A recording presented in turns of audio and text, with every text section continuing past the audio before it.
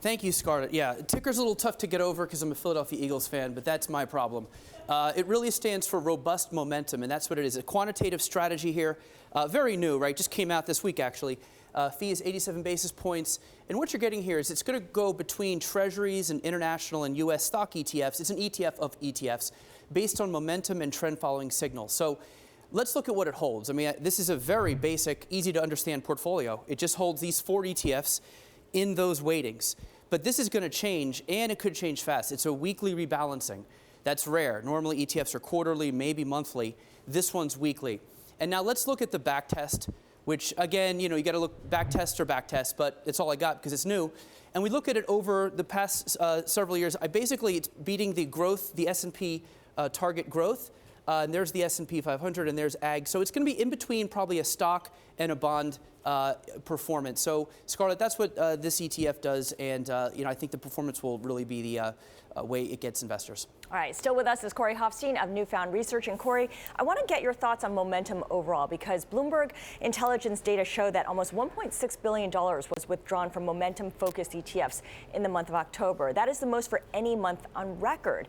Now, the poster child for this shift is MTUM. Are we at a turning point where betting on previous winners is no longer appealing to investors? Well, I think it's somewhat of a differentiated strategy for what most investors are used to. They're used to this idea of very Warren Buffett, pick a company, understand the quality, do that bottom-up analysis. The idea of picking a stock just because it's performed well is almost the antithesis of intelligent investing, and yet the empirical evidence really shows that it does work. But it is a strategy you need to stick with, and it's one of those that I think if people are trying to time momentum, it's not going to work out very well for them. And let's just separate, on Twitter, this gets confusing, trend following and momentum. Momentum is just sort of following what does well. What's the difference between trend following and that? I think this is especially confusing because trend following and momentum are often measured the exact same way. What the real difference is, though, is momentum is trying to find outperformance opportunities by comparing the performance of 2 assets or 2 stocks, A versus B. Trend following is really more of a risk management tool, simply trying to say, is the return positive? Yes, we think then we should invest. Or is it negative, in which case we might want to divest away from that security. Okay, so it's a matter of comparing or looking at something on its own merits. You're at Newfound, which is an ETF strategist, so obviously you use ETFs. How does your use of ETFs inform your process of designing an ETF? Yeah, so we very much have been on the forefront of using ETFs. We've been an ETF strategist for 11 years. We use ETFs really as an efficient vehicle for implementing trades. And so for us, in thinking about coming to market, partnering, bringing an ETF to market, we looked at all the same things we tend to look at. Is this something that can be priced efficiently? Is this something that's going to trade and have enough liquidity? And all that was really important in informing who we partnered with to try to bring this strategy to market.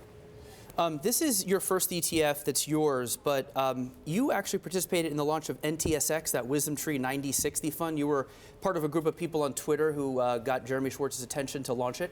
It's a 90/60. Make the case for this one. It's done well, but it's only got 37 million. Is it because it invests in 2 asset classes and advisors don't like when you become too much of the advisor? Yeah, it's a brave new world when ETFs are launching because of Twitter conversations, but that's where we're at today. I think this is a really interesting product, and perhaps it's almost crippled by both its simplicity and its complexity. It's a 90/60 levered strategy. It's a 60/40 taken up 1.5 times. Very simple to understand, but leverage can scare people. But I do think this is a prudent use of leverage, where we're introducing a diversifying asset class. You get the benefits of stocks and bonds in one package, but really towards that equity-like risk characteristic. But at the same time, as Eric puts it, it doesn't really leave a lot of room for advisors to add value, and that's what they need to do.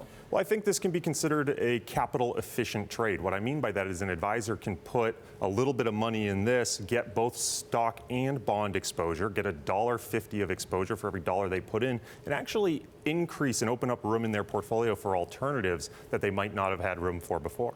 Okay, or they could put money in ROMO as well. Absolutely.